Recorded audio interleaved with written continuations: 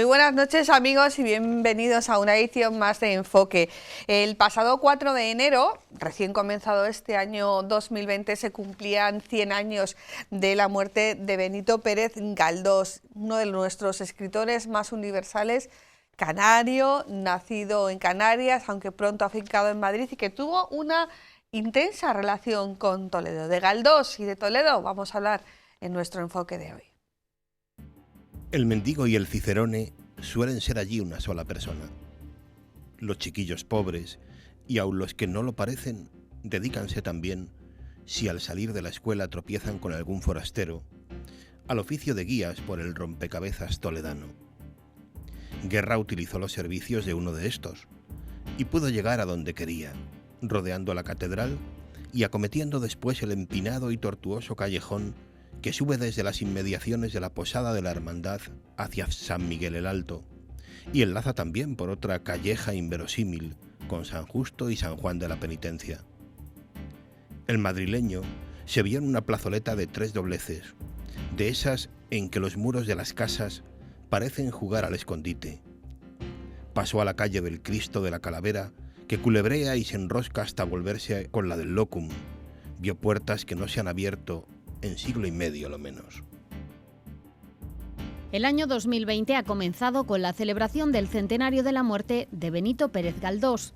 El escritor canario, afincado en Madrid desde su infancia, tuvo una fuerte vinculación con Toledo.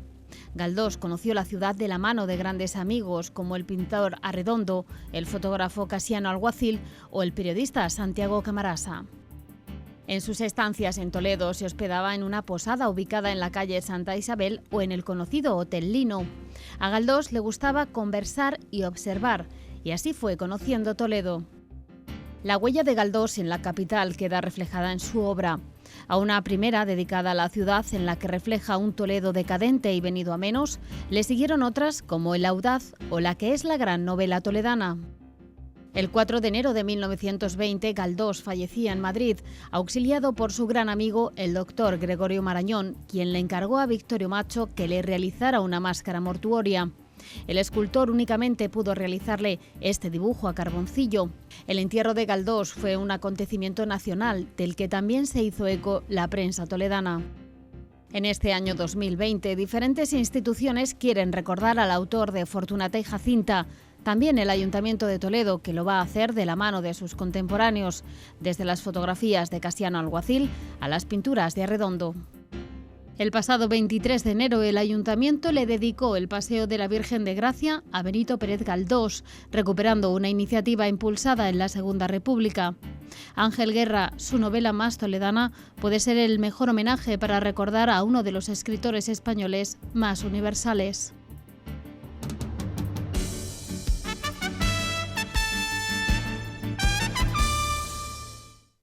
Bueno, pues estamos ya de vuelta para hablar de Toledo. Ya de antemano sabemos que todos los programas que hablan de Toledo, bueno, pues son muy bien recibidos por nuestros espectadores. Para hablar de Galdós debemos de saber también que Galdós es uno de nuestros escritores más leídos, o por lo menos eso entendemos, además de ser el escritor del billete de 1000 pesetas, que bueno, ya, ahora comentaremos con nuestros invitados porque seguro que ya mucha gente nos acuerda de aquel billete de 1000 pesetas.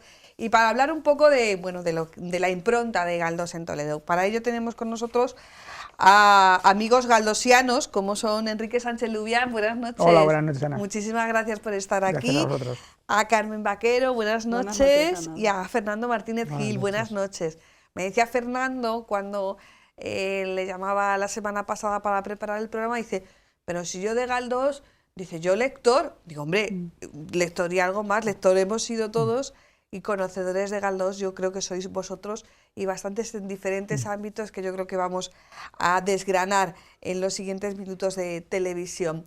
Un homenaje más, un centenario más, Quique, ¿lo tenemos que coger con pereza o con ánimos? ¿Cómo tenemos que coger este centenario de Galdós? Yo creo que debemos recogerlo con ánimo, porque evidentemente Galdós es uno de los grandes escritores de la literatura española, es un escritor que no ha perdido su modernidad, es un escritor que es obligatorio leer para conocer la historia de España del último tercio del siglo XX y sobre todo es imprescindible para conocer la sociedad toledana del último tercio del siglo XIX.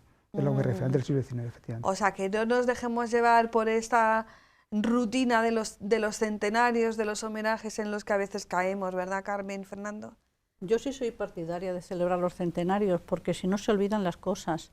Ayer leí un artículo, me parece que hablaba Fernando, donde que se nos están olvidando el centenario de Padilla o de la fundación de la Universidad de Toledo. Es decir, si las cosas, cuando llega el momento de su centenario, no se celebran, pues caen en el olvido. Entonces yo sí soy muy partidaria de celebrar los centenarios de los escritores, de los artistas, de todos.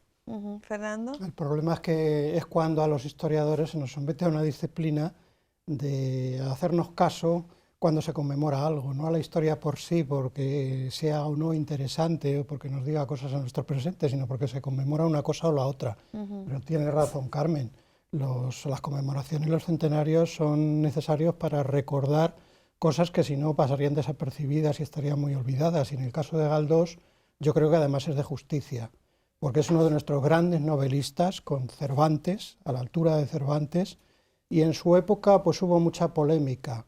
Las ideologías, la forma de pensar, de ser de la gente, pues lleva a ser aceptado por unos y rechazado por otros. Entonces yo creo que llega el momento de 100 años después superar eso y conmemorar y festejar la gran figura de Galdós como uno de nuestros grandes autores literarios por todos, sin excepción. Ese debate es muy interesante, sí. Aparte de lo que decía Fernando, además, en la ciudad de Toledo actualmente únicamente hay 2 placas que recuerdan a Galdós y ninguna de ellas fue ofrecida por la ciudad. Una, la de la calle Santa Isabel, fue por un grupo de amigos, de literatos, y la otra, la que está en la calle Santa Justa, lo que era la fachada del Hotel del Lino, está por un lugar canario. O sea que en realidad la ciudad de Toledo como tal no le ha rendido homenaje a Galdós, salvo aquella dedicación de calle, cambio de nombre de calle en el año 32, hasta el otro día que se le dedicó la calle, pero salvo eso no se le ha ningún homenaje más. ¿Qué le pasa a Toledo con sus homenajes, con sus hijos ilustres o gente que ha querido y ha reconocido la ciudad de Toledo? ¿Es rácana la ciudad? Más que rácana, yo creo que Toledo tiene una cierta vocación de madrastra. Tiene con algunos de sus hijos destacados, es verdad. Aquí en Toledo nos acordamos mucho, y reyes, arzobispos, determinados pintores, etcétera, pero luego con la gente que ha hecho muchas cosas por Toledo, que ha contribuido a poner Toledo un marco intelectual más allá de lo toledano, a veces es demasiado cicatera. Por ejemplo, aquí en Toledo, y nos salimos un poco de Galdós, sí, pero bueno. ¿La gente sabe que hay una calle dedicada al Greco? ¿Dónde está esa calle dedicada al Greco? Pues está en una urbanización, en el Olivar de los Sapos, ahí en la carretera de la Puebla de Montalbán, y parece mentira que una figura tan identificada en el mundo como la ciudad del Greco tenga una calle súper apartada que nadie sabe ni dónde está y la pisarán al día 2 o 3 personas nada más. Yo creo que esa vocación de madrastra tiene que superarla de una vez la ciudad de Toledo. Bueno, le dedicamos el Palacio de Congresos. Bueno, sí, pero bueno. Un ciudadano anónimo que dio ese nombre, sí. Y hombre, bienvenido sea, pero pasa con Pero más Galdós, para vender el nombre del Greco hacia el exterior que por verdadero reconocimiento. De la ciudad. Sí, pasa también, por ejemplo, con Bécquer, pasa, por ejemplo, con Bécquer, Rilke. por cierto, que en diciembre celebramos también el 150 aniversario de su muerte. Bueno, pues más ideas, ¿no? Pasa con Rilke, pasa con los hermanos Machado, que tuvieron una gran vinculación con la ciudad de Toledo y que también están ahí un poco olvidados. Pero bueno, también para eso estáis vosotros, ¿no? Ahí gracias a ello. Ahí estoy con la lucha por Garcilaso, por su casa. Bueno, Garcilaso. Bueno, ¿cómo llega Galdós a Toledo y cuál es la relación de Galdós con Toledo? Ahora ya el debate está abierto, a empezar quien queráis. Carmen. A ver, Carmen. Bueno, Galdós llega a Toledo casi recién llegado a Madrid. Viene por primera vez, llega a la estación de ferrocarril, él lo cuesta todo esto en las generaciones literarias, y llega, no era la estación actual, era la estación precedente. Y cuando empieza a subir andando por el Paseo de la Rosa y el Puente de Alcántara, pues la impresión que le da primero es el río. Bueno, el ojo del Puente de Alcántara sale muchísimo en Galdós porque le debió causar mucha sensación. Y luego el río. ¿Por qué el río le causa tanta admiración? Bueno, porque es canario. Y como sabemos, en Canarias no hay ríos. Entonces yo, con mi experiencia con cualquier canario que ha venido a Toledo, lo primero que me dicen es llévanos al río. Porque ellos saben del mar, y el río Tajo en aquella época debía de estar un río apoteósico, precioso, turbulento, y bueno, a Galdós le causó mucha impresión. Cuando llega a Zocodover le parece horrible, porque dice que las casas son miserables y que esto es un lugar para lagartos, me parece que dice para lagartos y arqueólogos. Dice, esto no le gustó nada. Hombre, tampoco estaba inventándose nada porque llega a Toledo de Muy las etapas de deprimido. Toledo Claro. más penosas. Muy deprimido, estaba Sí. un Toledo muy deprimido. Sí, De hecho, la imagen que da Toledo a Galdós no es únicamente a él, No, sino a muchos viajeros de la época. Sí, la verdad es que Hacen sí, descripciones muy parecidas. efectivamente, los lectores de los viajeros que hay en esas épocas al final del siglo XIX son demoledoras, tanto en lo patrimonial, físico, como en el espíritu de la ciudad, un espíritu decaído, un espíritu cerrado en sí mismo, un espíritu pobre, un espíritu miserable, de poco ímpetu. Y lo que decía Carmen de Galdós, efectivamente, si subimos andando en la curva que hay ahí enfrente de la Cubana, tenemos esa imagen, vete a ver, ve la estatua del Rey Bamba, que la estatua del Rey Bamba, que ahora está en La Vega, estaba allí situada en aquella esquina. Y lo que dice Carmen del Río, no solamente en ese primer texto, sino luego también en el Audaz, también hay un pasaje, fabuloso en el puente de Alcántara, y habla de un río embravecido, de un río con un caudal tremendo, ¿no? Tengamos en cuenta también que era la primera imagen de Toledo, la Claro. puerta de Toledo, desde que llega el ferrocarril. claro. Sí, sí. Porque los viajeros cogían un ómnibus Claro. y subían cruzando el puente por el Miradero hacia la plaza de Zocodover. Entonces era la primera visión que tenían de la ciudad. Sin embargo, a pesar de esa imagen decadente, de esa imagen mísera, que es verdad que coincide con muchos más relatos de los viajeros de la época, sí que hay algo que hace que Galdós tenga una vinculación en Toledo. ¿Lo hacen las personas que conoce aquí en Toledo o lo hace la propia ciudad? ¿En qué medida cada elemento de estos contribuye a esa vinculación de Galdós con Toledo? Yo creo que las dos cosas, porque a él los conventos que le encantaban, la catedral, a que asistía a las ceremonias, ¿verdad?, de Semana Santa, en la corrida del velo que hacían, yo creo que los monumentos le llaman mucho la atención y también la gente, porque ya sabemos que hizo montones de amigos en Toledo. Él sabemos que era anticlerical y en cambio en Toledo se hace amigo de todos los canónigos, de los clérigos, de todo el personal de la catedral, hasta del perro. Sabemos que Galdós era muy animalero, le encantaba, y hasta habla del perro. O sea que Galdós hizo muchísimos amigos, aparte de Arredondo, bueno, y otros muchos que es en Alguacil, todos los que hemos visto al principio, tuvo muchos amigos, muchos en Toledo. Y están en Ángel Guerra. Están en Ángel Guerra, todos retratados. La riqueza de personajes viene dada por los conocimientos que tuvo aquí en Toledo. No se limitó a viajar y a ver sus viejas piedras, sino también a hablar con la gente, a penetrar en la forma de ser y de entender la vida que tenían los toledanos. ¿Entendió a los toledanos? Porque entenderá a los toledanos, ahora que no me ve nadie. Es una sociedad muy cerrada, Bueno, pero yo creo que Galdós consiguió Sí, penetrar en Galdós ella. cuando era niño, a los 8 o 9 años, a Galdós le gustaba mucho la arquitectura, y cuando era niño construyó una maqueta Ujú. con cartones, cristales, papeles, maderas, de una ciudad que era una ciudad sobre una montaña, rodeada con una especie de un río y con una iglesia en la parte superior. Es posible, eso es una hipótesis, que cuando Galdós viera cara aquí Toledo, aquel recuerdo infantil se le reavivara. No sabemos si esa maqueta la hizo de su propia imaginación o la hizo viendo algún grabado o alguna publicación o una Sí. postal de la época. Es cierto que la primera impresión de Galdós en este primer texto publicado en la Revista de España es demoledor. Sin embargo, luego con el paso del tiempo eso se va temperando. ¿Y por qué? Yo creo sobre todo coincido por las amistades que tiene en Toledo que le enseñan a ver Toledo. Sobre todo, decía Carmen antes, hablaba del mundo eclesiástico. Galdós tiene unos grandes amigos, un tío de Arredondo, que era canónigo, y luego un canónigo, Venceslao Sangüesa, que luego después fue obispo de Cuenca, aparte de Mariano, el campanero de la catedral, son las personas que le introducen en el mundo eclesiástico y gracias a ellos, aparte del propio Arredondo, va conociendo la vida de los conventos, va conociendo las iglesias, el mundo de la catedral lo conoce perfectamente porque no lo conoce solamente como espectador, sino que lo vive desde dentro, ayudándoles a hacer las ceremonias.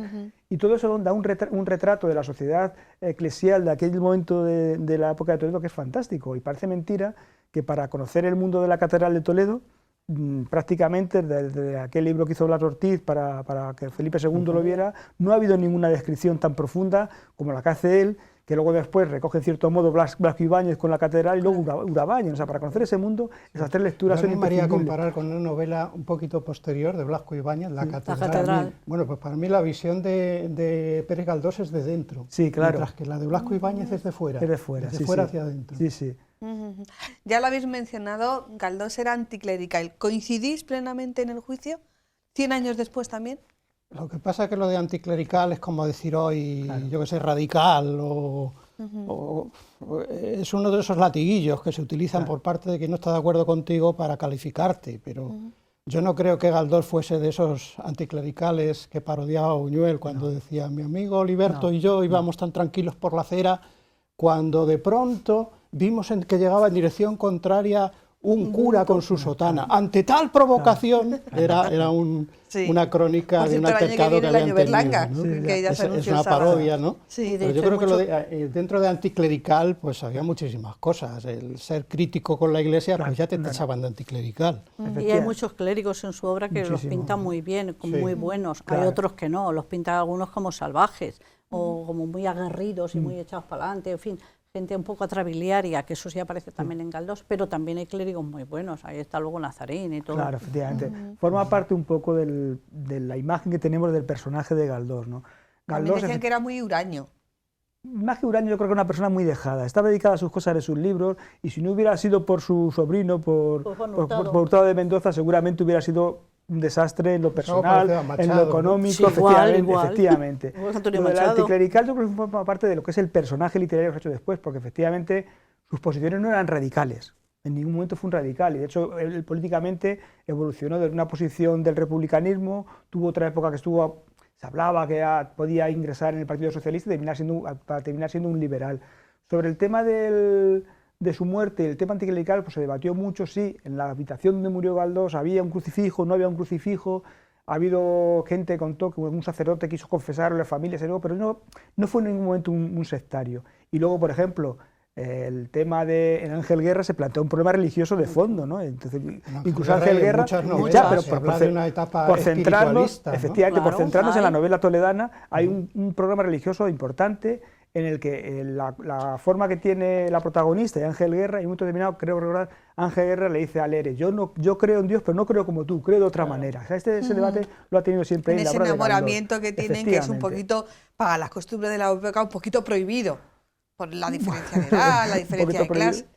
Más que prohibido en ese sentido, es un poco prohibido lo disparatado de intentar crear Claro. una congregación religiosa mixta en un cigarral de Es la Toledo. sublemación de un sentimiento carnal, digamos, ¿no? Sí. Sí, claro. Que se deriva hacia lo religioso cuando no se puede alcanzar lo humano. Claro. Y eso lo en esa repite obra en varias novelas Hay también. otro trasfondo de Ángel Guerra, que es la contraposición entre lo que eran las órdenes religiosas conventuales contemplativas, que eran las órdenes que había en Toledo, a estas órdenes francesas, más o menos, que le deja intuir que empiezan a llegar a finales del XIX con un fin asistencial, ¿no? Entonces, en algunos pasajes, algunos de los protagonistas se quejan de que, fíjate, van a venir aquí órdenes que vamos a tener que hablar con vírgenes, que hay que hablar con acento francés, en vez de nuestra Virgen del Sagrario, etc. Ese está latente en la tesis de que, bueno, Lere viene aquí a fundar una orden asistencial, influida un poco por el Socorro y por todas estas órdenes nuevas que han Pero llegado. de todas maneras, ese concepto de anticlerical, y aquí coincido con lo que decía Fernando en un primer término, claro, el concepto de anticlerical de finales del siglo XIX no tiene nada que ver con el concepto anticlerical de hoy, siglo claro. XXI. Igual que ese análisis que se hace de los grandes autores, en este caso como Galdós, de acuerdo a sus ideologías y de acuerdo a su obra. Nos empeñamos en analizar, en criticar, en visionar la obra de un autor del siglo XIX con los ojos del siglo XX y del siglo XXI. Claro, eso no puede ser, No, eso claro. no concuerda, ¿no? Es que todo hay que ponerlo en su contexto. Y Galdós vive en Claro. un momento, y es lo que vive Claro. él. Él luego viene de una familia cristiana, por supuesto, y se ha educado en San Agustín, en el colegio al lado de su casa, en Las Palmas. Por lo tanto, es un muchacho que tiene una formación, y bueno, sabe latines sin fin. O sea, él se sabe la misa entera en latín, pero vamos, ¿de qué manera? Y lo usa, porque Galdós usa mucho latín. Tío de Redondo, de Sí. ese Que que tenía el breviario, breviario, sí. e incluso se han conservado sus apuntes de latín, que están en la casa de Galdós, en la calle Malteses, y él cuando vino a Madrid se apuntó a un curso en Derecho, y él aprendió literatura latina con Camus, que era un profesor muy famoso, y se han guardado todos sus apuntes porque le gustaba mucho el latín. Es rara la novela donde él no emplea muchas cosas pues, bien latín de la Iglesia o bien el latín clásico, le gustaba mucho. Ocurre que Galdós tenía una sensibilidad especial hacia las clases populares. Claro. Mucho. Y escribió sobre ellas, describió sus ambientes, hasta el punto de que le han llegado a llamar garbancero, ¿no? Por Sí. sus descripciones realistas o naturalistas.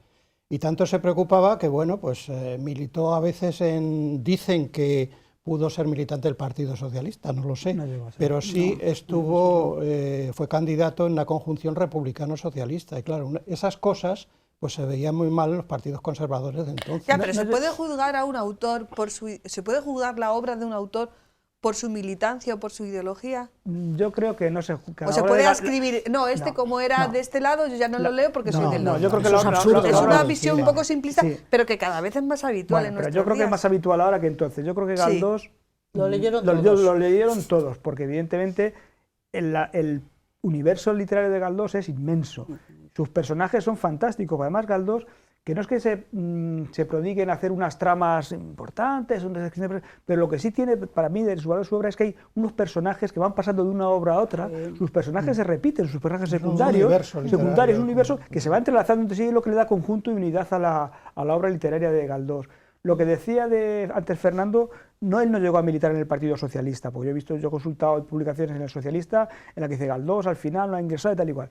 Es una leyenda. Es una leyenda. Él lo que sí es cierto que fue candidato en la conjunción republicano-socialista, las elecciones del año 1910, que fueron las primeras elecciones en las que Pablo Iglesias fue elegido diputado, y unos meses antes, que a mí eso me parece fascinante, estuvo dando un mitin por la provincia de Toledo. Estuvo en Villacaña. Pablo Iglesias. No, Galdós. Galdós. Hizo una gira política por la provincia de Toledo, estuvo en el Toboso, estuvo en la villa de Don Fadrique y dio un mitin en Quintanar. Los periódicos dicen que había miles de personas en aquel mitin de Quintanar en la Plaza de Toros.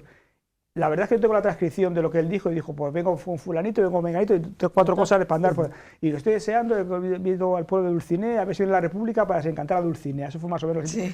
Pero yo imagino la impresión de aquellos miles o centenares o decenas de personas que estuvieran en la Plaza de Toros encontrándose delante de sí al grandísimo Galdós. ¿Qué sensación tendrían esa gente?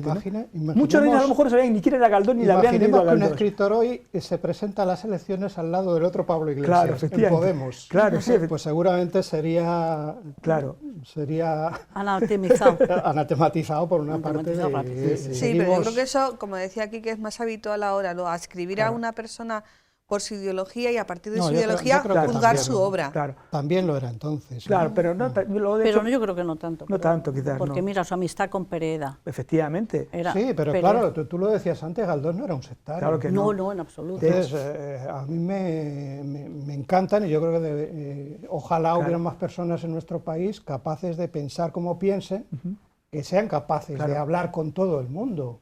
Porque aunque no piense alguien como tú, puede ser una persona maravillosa y digna de ser conocida, ¿no? Y buen novelista también en la época. Y Galdós debía su agudeza literaria en parte gracias a eso, ¿no? Claro. Porque sabía mezclarse en todos los ambientes, hablaba Claro, con gente de eso todo le enriquece tipo. mucho. Claro. Claro, Galdós era una esponja y todo lo que veía, todos sus amigos, con la arte de Fernando, están reflejados en sus novelas. Todos. O sea, todo lo que ha habido, lo he leído, de hecho, detalles mínimos. Por ejemplo, se cuenta aquí en Toledo, estando un día en la iglesia de Santa Isabel, escucha a las monjas tocar el Val de la Traviata. Pues luego eso lo lleva, esa anécdota la lleva luego a Doña Perfecta, en Orbajosa lo cuenta eso también. O sea, todas esas cosas que he ido viendo las he ido reflejando en las... Era un poquito en las obras. periodista.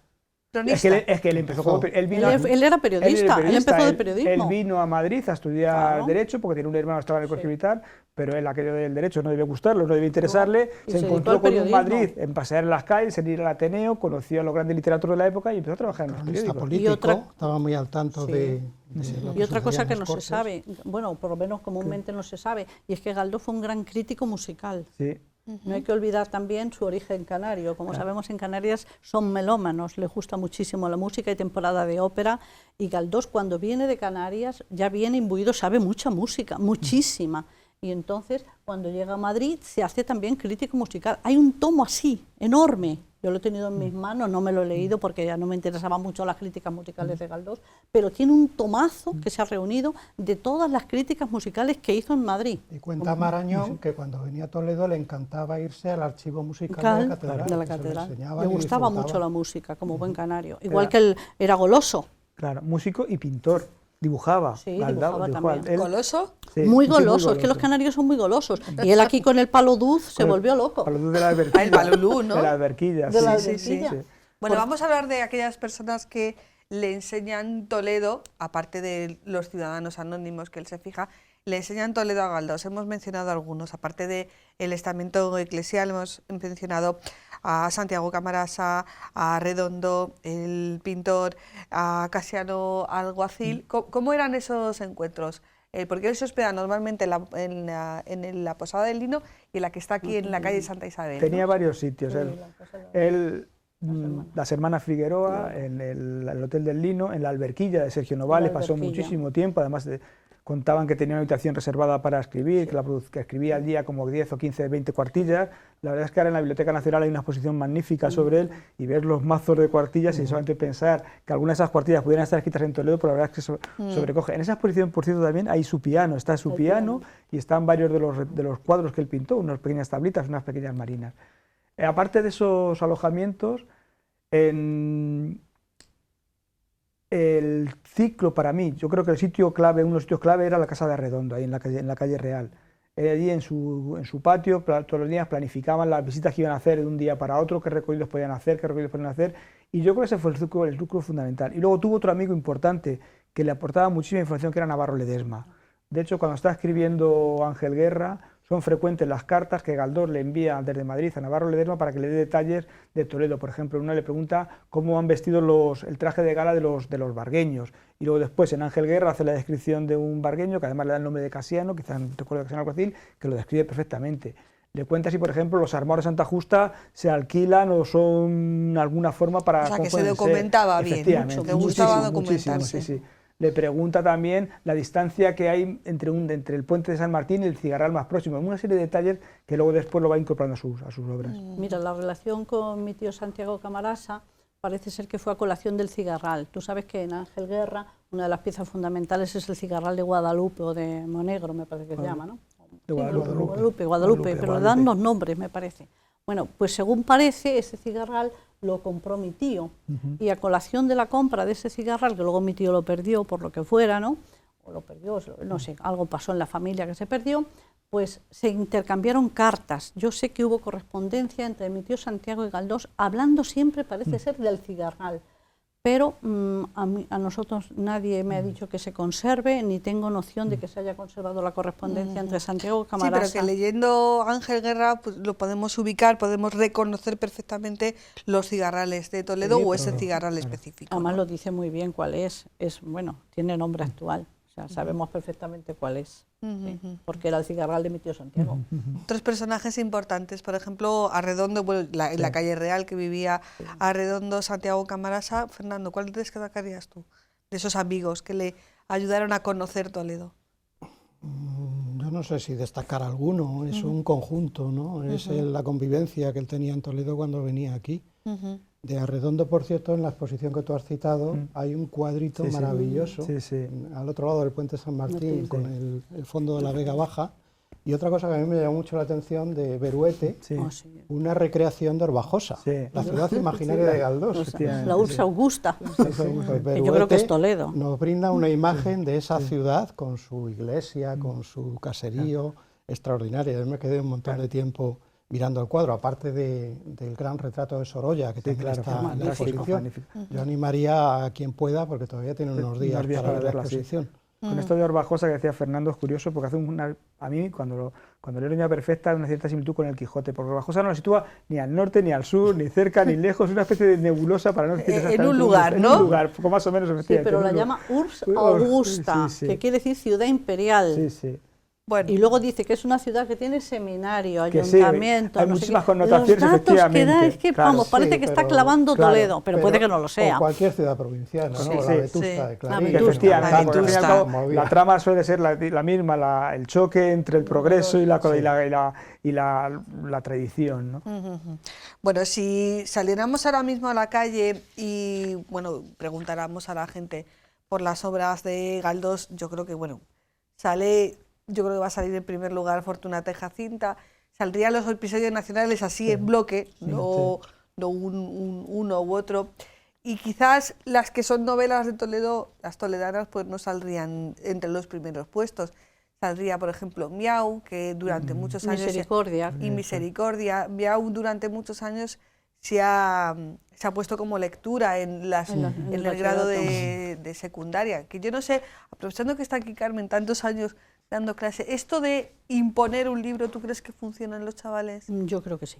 Sí, ¿no? Es que mucha gente, es que no me gusta la palabra chaval, ¿sabes? Bueno, en los alumnos. Es que, bueno, yo sabes que soy muy maniática y eso es una palabra que le tengo manía. Bueno, a los Hay alumnos. otra compañera de aquí que también le tiene manía, pero a mí se me escapa de vez en Sí, cuando. es que los gitanismos son preciosos, ¿no? Pero llamar pinreles a los pies, pues, o parné al dinero, pues a mí me cuesta, ¿sabes? Bien, bueno, son tonterías. Ha mías. sido con intención. Perdón. Bueno, a lo que iba, que no sé ni a lo que iba. A las lecturas obligatorias. Sí. Mira, si queremos formar a la gente, tiene que leer. Es que, ¿cómo se puede formar a alguien sin los libros? Bueno, ahora serán estos que lo leerán donde sean, pero los libros son fundamentales, hay que hacer lecturas obligatorias.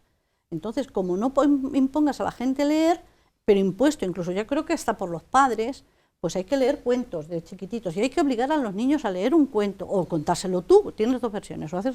Por lo tanto, yo sí soy partidaria. ¿Cuántos alumnos míos me agradecen haber leído El Quijote, saberse las coplas de Jorge Manrique de memoria, haber leído La Celestina? Porque si no, ¿cuándo le iban a leer?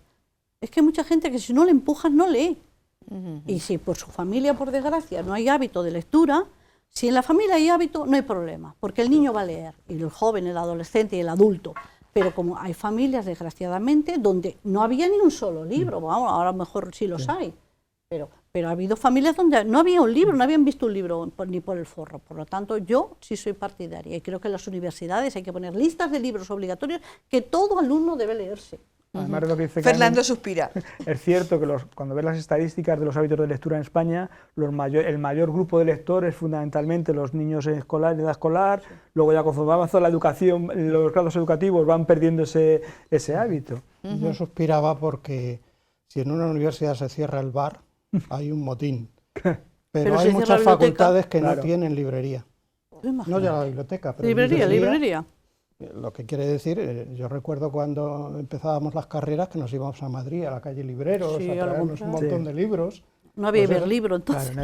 Claro, eso yo creo que se ha convertido ha pasado a la historia, ¿no? Bueno, se lee muy poco en las carreras universitarias. Poco. Ten en cuenta que es mucho más fácil ver la televisión, tú te sientas frente a la televisión, no tienes que hacer nada. Claro. Y sobre todo porque en la televisión eliges aquello que sabes que va a ir conforme a lo que piensas, que no te va a generar conflicto encima. Con lo leer cual requiere un esfuerzo, hay que sentarse, coger el libro, y los personas que ya padecemos de la vista, más esfuerzo todavía. Yo hago un esfuerzo diario por leer con libros.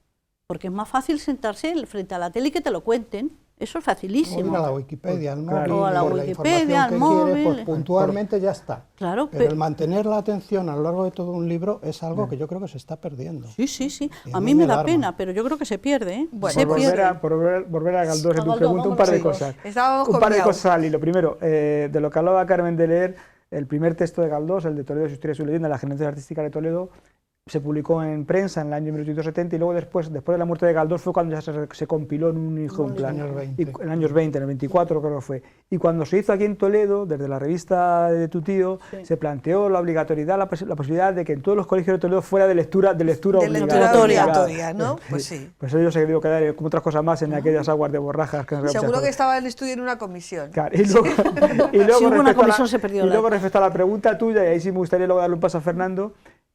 Posiblemente cuando le preguntabas a la gente sobre obras de Galdós, muchos hablaban de Tristana, porque mucha gente todavía sigue confundiendo como Tristana como una novela toledana de Galdós, porque mucha gente no la ha leído, pero sin embargo sí que ha visto la película de Buñuel, que realmente pues, es una transgresión, un homenaje que Buñuel hace tanto a Galdós como a la ciudad de Toledo, y que sí me gustaría que Fernando nos introdujera un poco más. Buñuel es otro asunto pendiente que tenemos en Toledo, reconocer a personajes que han dado una universalidad tremenda a la ciudad. Hay pocos como Buñuel y en una película como Tristana. Si Ángel Guerra es la novela toledana por excelencia, Tristana yo creo que es la película toledana por excelencia. Y yo lo que animaría no es a sustituir una obra literaria por una película, que a veces nos da pereza y claro, por ejemplo, Fortunata y Jacinta, la gente tiene referencia a la... que por otro lado fue una gran serie de televisión española que marcó también una época y un momento, pero no puedes sustituir una cosa por otra. Por supuesto que no, porque Fortunata y Jacinta es una gozada de leer. Pero el esfuerzo que significa. Dile tú a un joven cuántas páginas tiene, bueno, cualquier edición. Pero es que una vez que te sumerges en ellas, que no puedes... Ya lo sé, pero tú lo fascinante cuando hay una película no es sustituir la obra literaria por la película, sino contrastar las dos, porque son lenguajes diferentes. Y es fascinante ver cómo dos creadores se han llevado a su terreno la novela, uno por haberla escrito e imaginado, el otro por haberla reinterpretado. Y a mí eso me parece fascinante, es un ejercicio maravilloso. Y lo podemos hacer con este tipo de películas. Por ejemplo, Tristana, la película es formidable, pero eso no quita el leer, irse a la novela de Galdós, porque va a encontrar muchísimas cosas que le van a recordar a la película y otras que van a ser diferentes, y va a poder contrastar. Esta parte donde está, esta parte porque tiene más ímpetu. Claro, ¿no? Hay personajes nuevos, hay intencionalidades nuevas, hay mucho de Buñuel en la película, como también hay de Galdós, etcétera. Y a mí es uno de los ejercicios que más me gusta. Yo cuando veo una película y sé que es una adaptación de una obra literaria, enseguida me voy al libro y viceversa. ¿Pero qué haces primero? Primero el libro, luego la película, primero película, luego el libro. Depende de cómo caiga en mis manos. Claro. Probablemente veo una película que me gusta y me entero de que es una adaptación de un libro, pues me voy al libro. O un libro que he leído y me entero que acaban de hacer una película, pues voy rápidamente a ver la película. En este caso, dice Fernando, y siendo Galdós, leer Nazarín es una gozada tremenda, y su continuación Alma es, vamos, que posiblemente son de las que la gente no las ha leído tanto como la película, o le suena tanto la película, y son dos novelas fantásticas además, que son además divertidísimas, que tienen unos divertidas y con unos diálogos increíbles, porque Galdós sabía adaptarse a la forma de hablar de distintos grupos, desde los moros nazaríes hasta el habla popular, hasta la masa burguesada. Es una maravilla porque cada personaje habla como habla en la realidad, no sometido a un patrón literario homogéneo. Y luego hay un truco literario en Galdós que a cada personaje, o a muchos de sus personajes, no a todos, les pone una muletilla para identificarlos. Y que se van repitiendo a lo largo de las obras. Pero claro, como ha dicho Fernando, como las obras de Galdós, tanto los episodios nacionales como las novelas, son un poco como la comedia humana de Balzac, donde van saliendo siempre... Sí, hay ciertos personajes, el doctor Mickey, siempre hay personajes que vuelven a aparecer. Identificamos inmediatamente al personaje porque dice un exabrupto que es el propio que le asignó Galdós en el primer episodio nacional. Aquel dijo la primera vez, porra. Entonces Galdós todo el tiempo, hasta que acaba su novela, va diciendo la misma palabra. O una frase. Sirve de economía literaria, porque ahora no tiene que decir, dijo fulanito de tal. Y te lo identifica. Hay un personaje que es un cura, precisamente, que dice, me reviento un Judas. Es el de me reviento en Judas, es que yo no sé ni lo que quiere decir, me reviento en Judas.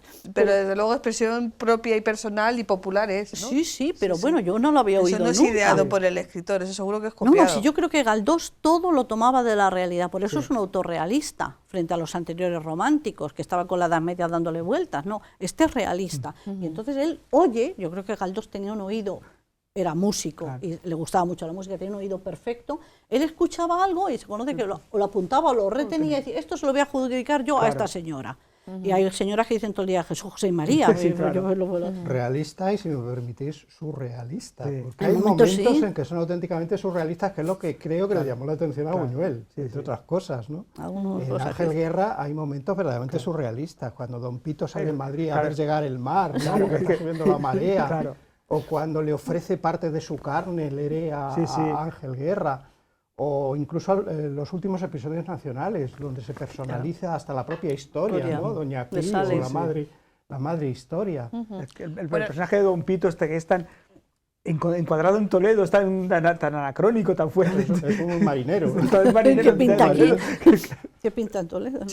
Bueno, nos quedan 12 minutos, tenemos que hablar del cineclub que ha montado Fernando Martínez Gil, sobre Galdós, que empieza este viernes, eso va a ser en unos minutitos, pero antes yo quisiera hablar con Quique de la impronta de Galdós en la prensa. En aquellos años la ciudad de Toledo era rica en prensa, cosa que no podemos decir ahora, desgraciadamente. Había muchísimas publicaciones, sí que es verdad que algunas duraban muy poco, pero bueno, a lo efímero se unía la abundancia, ¿no? Y también Galdós, bueno, pues fue protagonista de alguna que otra polémica muy a su pesar en prensa, ¿verdad, Quique? Bueno, aquí en Toledo, la prensa de la época, apenas hay referencias a las estancias de Galdós en Toledo.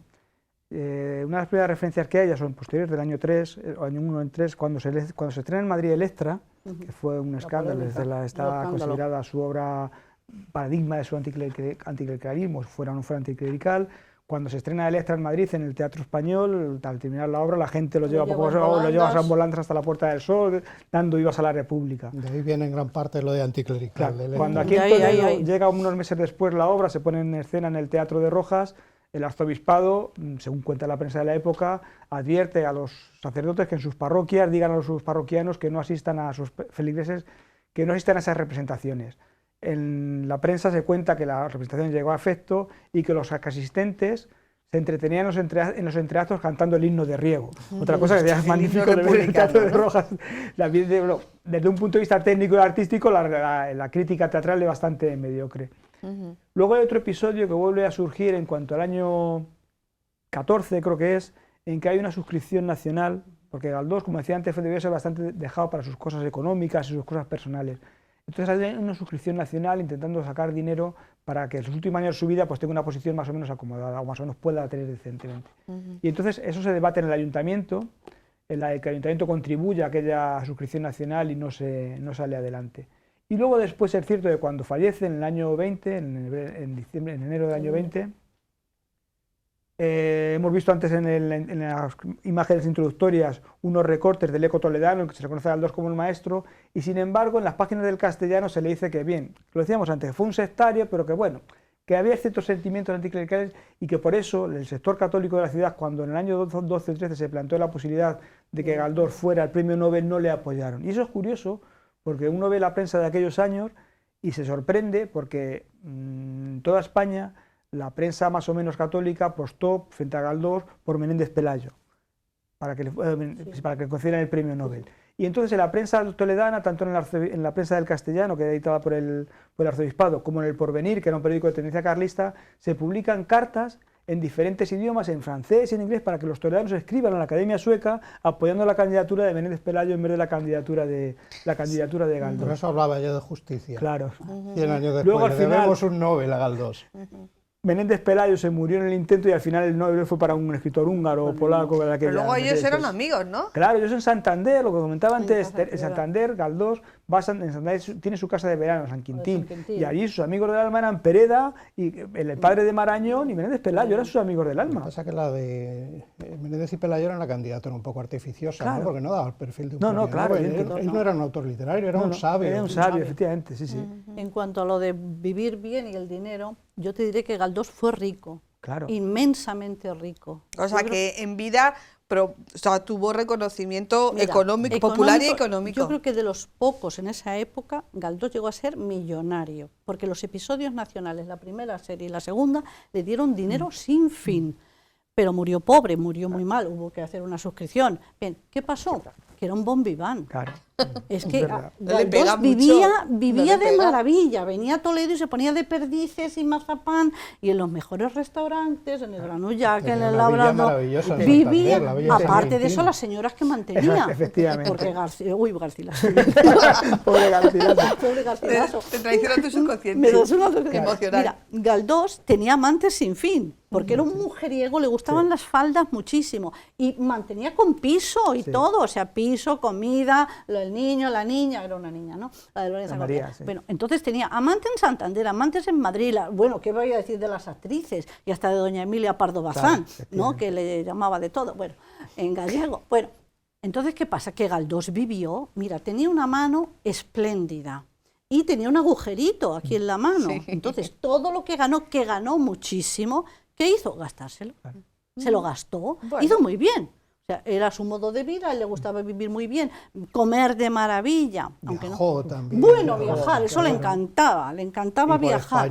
Y por España, toda España entera. Todo, en Cádiz, en Salamanca, le da igual, en Gerona. Y no escribe de oídas, ¿no? No, y se conocen las ciudades perfectamente, como se conoce Toledo. En los episodios nacionales es prodigioso. Es prodigioso, es prodigioso. Sí, él de hecho en el primer texto toledano suyo demostró un conocimiento de Toledo fantástico. Pero claro, vivía muy bien y todo lo que ganó. ¿Por qué volvió a retomar los episodios nacionales? Porque los episodios nacionales, escribe las dos primeras series y dice, yo ya tengo tanto dinero que yo ya no quiero más. Claro. Porque le dio de sobra. Pero claro, cuando se vio en apuros, dijo, ¿a dónde vuelvo? A los episodios nacionales. y volvió a la tercera serie. Bueno, para Que hizo muy bien, para Galdós. bien de nuestra literatura, aunque bueno, luego... Sí. Pero eso es lo que decíamos al principio, que tú tienes que juzgar a las personas por sus obras, no ni por su ideología, ni por su forma de vivir, con la que puedes coincidir o no coincidir. El hombre disfrutó de la vida, Mucho, se lo sí, sí, ganó mucho. honradamente, pues oye, Sí, sí. tampoco eso es malo, vamos, yo creo que no es malo. Sus señoras amantes estaban bien cuidadas, Muy bien. Su hija muy bien. reconocida. Su hija reconocida. reconoció a su Su hija. una, la que sepamos. De la que se sabe. De la que se sepa. Claro, bueno, A reconoció María la una, reconoció. reconoció El día una. que Bueno. descubramos a un hijo Toledo, verás. Pues no te quepa la Bueno, duda que lo descubro algo. que Fernando ha venido aquí a hablar de su ciclo. Es verdad. Venga, Fernando, habla. Bueno, el otro día, por invitación del Ateneo y de la biblioteca, pues di una conferencia sobre el cine galdosiano. Me lo he pasado muy bien preparándola porque me ha llevado a películas pues muy raras, porque en el tiempo en que Galdós pues era un poco despreciado, como sucedió, eso también hay que decirlo, en la época de la dictadura de Franco, solamente se hizo una película, Marianela, hasta los años 70 ya no volvió a hacerse, pues se hizo bastantes adaptaciones de Galdós en México y en Argentina. Y luego ya comenzó con la Tristana de Buñuel, empezó la moda y en los años 70 se hicieron un montón. Luego hay como 2 ciclos importantes en las adaptaciones al cine de la obra de Galdós, los años 50 en México y los años 70 en España. Bueno, nosotros teníamos una deuda pendiente en el Cineclub Universitario con Toledo y con Buñuel. Y este año, que es el centenario de Galdós, y además los 50 años del rodaje de Tristana, hace exactamente 50 años, Que yo vi Buñuel rodar en estaba Toledo. rodando ¿Tuviste Yo la vi Tristana rodar, en sí, Toledo. la vi rodar en Toledo. Ujú. Yo Pues estaba hace en el exactamente instituto. 50 años, Sí, señor. pues hemos armado un ciclo que hemos titulado Un triángulo de cine, Toledo, Buñuel, Galdós. Lo vamos a desarrollar los viernes por la tarde en la sede del Cineclub Universitario. Vamos a empezar, como no, con Tristana, que es donde confluyen los tres elementos que con los que hemos construido el ciclo. ¿Dónde Toledo, tenéis la sede? Para que la gente... en la Plaza de Padilla. En la Plaza de Padilla, en la Facultad de Humanidades. Toledo, donde está rodada, Buñuel, el director de la película, y Galdós, en quien se basa la historia. Y luego vamos a ir proyectando pues varias películas que tienen que ver con los 3 elementos, con 2 o con uno de ellos. La Edad de Oro, Simón del Desierto, Subida al Cielo, El ensayo de un crimen, Nazarín, Viridiana. De Buñuel, de Toledo, pues vamos a proyectar, además de Tristana, El Lazarillo de Tormes o El Buen Amor. Y de Galdós vamos a poner esa Marianela de 1940 de Benito Perojo con la toledana Mari Carrillo en uno de los papeles de su vida, o El abuelo de Garci, que también es una de las mejores adaptaciones creo que se han hecho del mundo literario de Galdós. Pues la cita a todos los viernes, a partir de este viernes. ¿A qué hora? ¿A qué hora? A las 6 de la tarde los viernes en Y, la sala, bueno, el primero Salón de Actos de la Facultad de en Humanidades. el Salón de Actos en de la Padilla. Facultad de Padilla. Humanidades, en la Plaza de Padilla. Primero proyección y luego, bueno, pues un Debate. turno para Claro, hablar porque un además poquito. hace unos días había una polémica en la prensa de que no se estaba haciendo nada con el centenario de Galdós, que de Madrid sí iban a hacer y nos venían aquí como a dar lecciones. Bueno, pues pero hemos yo creo empezado que- fuerte el mes que de enero, yo siempre- creo, estamos... Hemos empezado. Siempre hay que mirar más allá de lo que pone en la prensa y buscar el qué, el quién, Ya. el cómo, el cuándo, el dónde y el por qué. ¿A que sí? Sí, además allí en Humanidades tenéis otro gancho con que allí falleció casi un alguacil. Allí, en el Hospital de la allí, Misericordia. era el porque Hospital de la Galdós- claro, Misericordia, porque Galdós y allí el- falleció. y el Toledo de Garcilaso. el Toledo de Y Galdós Padilla. Y Padilla, sabéis y Padilla. de el Toledo Juanma de Padilla. el Toledo de Galdós es el Toledo de las fotografías de Casiano Alguacil. O sea, quien Sí, quiera ese ver. es Toledo, donde Qué se ve pena de Toledo. efectivamente que Sí, es un sí. Toledo pues muy Sin muy árboles, sin vegetación. Eso me llama- decrépito. Eso me llama siempre la atención cuando vemos fotos Qué antiguas de pobreza. Toledo, la falta de vegetación No que había hay. ni es una tremenda. ramita, ni un Cuando ahora árbol. la gente protesta, se cortan los Sí. árboles, Pero sí, no hay nada, era un En la yermo fotografía total. de Laurence, Sí, por era un ejemplo. yermo total. Un yermo. Está todo pelado. todo una idea. Bueno, pues muchísimos temas los que han sacado en esta conversación maravillosa que, bueno, os habéis proporcionado y que yo creo que será muy agradecida. Claro, lo suyo sería decir, hay que ir al Cineclub de Fernando Martínez Gil a partir del viernes, todos los viernes, para ver ese De la ciclo universidad, ¿eh? No de- bueno, Claro. de ¿Quién Galdós, lo lleva? Buñuel y Toledo. Hay que leer a Galdós, claro. A ver, ¿por dónde pinto, Gorgorito, Carmen? ¿Por dónde empezamos? ¿O Yo por empecé- dónde recordamos a Galdós? Yo empezaría por una novela corta. Tormento, la de Bringas, cualquiera, una novelita corta primero y algún episodio nacional suelto. Yo a mis alumnos les recomendaba siempre Gerona, pero creo que Gerona es un episodio nacional muy duro, muy duro, muy duro, porque cuenta el sitio, la ciudad fue terrible. Ahora les recomendaría, yo qué sé, pues, Trafalgar es una novela. Trafalgar, Cádiz, cualquiera de ellas. Quique, ¿tu recomendación galdosiana? Hombre, yo Fortunata y Jacinta, aunque asuste por el volumen, A pesar de lo que ha dicho. pues Fortunata y Jacinta, y luego ya antes con ellos, pues ya puedes ir con cualquiera. Tristana, y Ángel Guerra, por supuesto, claro. Y Fernando, peli novela. Tristana. Película, las adaptaciones de Galdós, Tristana, Nazarín y Viridiana, que aparentemente no tiene que ver con Galdós, pero hay mucho de Galdós. Dicen que está inspirada en Alma, otra novela de Galdós, y tiene muchos elementos de ese Ángel Guerra que Buñuel trató de hacer en varias ocasiones y no pudo, pero sí hizo Viridiana. Y ahí, si comparamos con la novela, vamos a encontrarnos muchas sorpresas. Es un juego también muy interesante, ¿no? El que proponer, ver Viridiana y luego buscar esas referencias en la novela de Galdós. ¿Y novela? A mí, mi preferida es Fortunata y Jacinta. Yo digo que mis tres grandes novelas de la literatura española son El Quijote, La Regenta y Fortunata y Jacinta. Pero bueno, Galdós tiene muchísimas. Misericordia. Yo animaría también a los toledanos a empezar a leer a Galdós por Ángel Guerra, por el atractivo que nos supone la ambientación, pero también me parece una gran novela. Maravillosa. Sí. Pues con estas buenas recomendaciones nos vamos a despedir. Muchísimas gracias a los tres, lo reitero, ha sido un placer escucharos, no conversar sino escucharos, porque yo creo que la conversación la lleváis vosotros, y nosotros volvemos la semana que viene. Buenas noches.